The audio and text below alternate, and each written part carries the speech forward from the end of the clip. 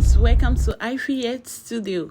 On today's episode of beginner hair braid, we are going to remove the attachments today.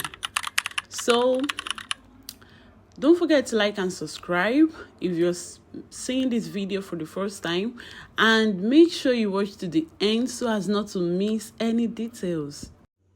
So once you remove the attachment and you lose it out, you lose the attachment out.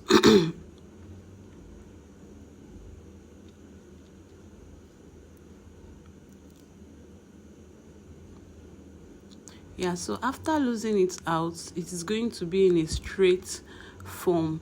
Then you divide it.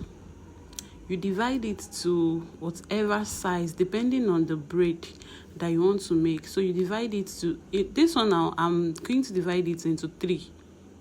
Yeah, I'm going to divide it into 3. So then cut it out.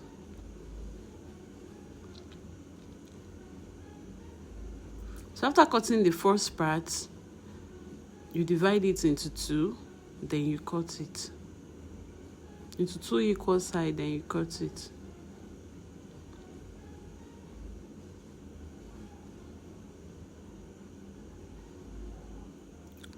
So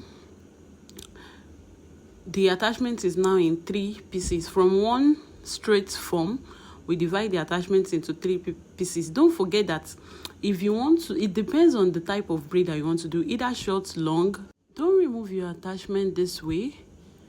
Don't try it. Remove it this way, because if you remove it that way, the first way, you waste a lot of attachments, which is not good enough. But if you remove it this way, you put it equal size, then you split it, join it together, split it and join it together till the tip is very, very smooth and it is long. So you continue splitting it together this way.